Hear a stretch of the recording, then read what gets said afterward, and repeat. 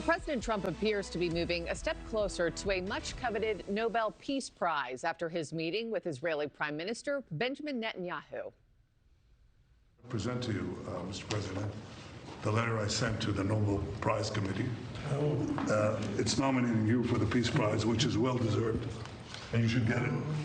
Netanyahu's decision to nominate President Trump is raising eyebrows, though, especially as Israel ramps up operations in Gaza, despite the president's campaign promise to end the Israel-Hamas war. Now, President Trump is hoping a ceasefire deal could be reached at some point this week, so we're staying on top of it. NewsNation's Robert Sherman is in Tel Aviv with the latest on those talks. You know, Robert, we've been talking about this meeting for, a full week or so now. We saw the moments, the Nobel Peace Prize nomination, but where did that get us in terms of negotiations this morning?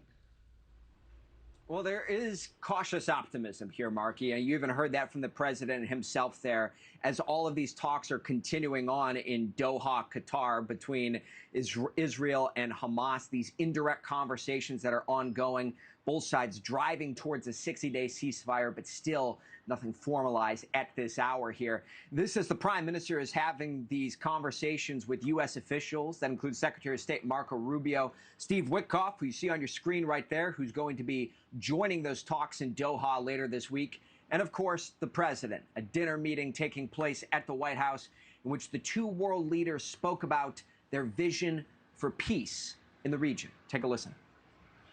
He forged the Abraham Accords. He's forging peace as we speak in one country and one region after the other. But hostage families are hoping this is more than a photo op. Many of them making the journey from Israel to Washington, hoping and praying that this is a moment which can be seized.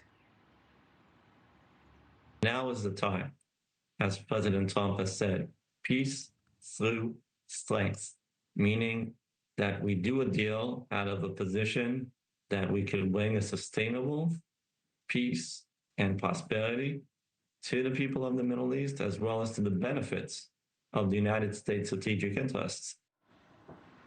But back here in Israel, there is mourning. 5 IDF troops killed, another 14 injured in an ambush that took place in northern Gaza, amplifying the pressure on the ground here amongst the Israeli public for a deal to be struck.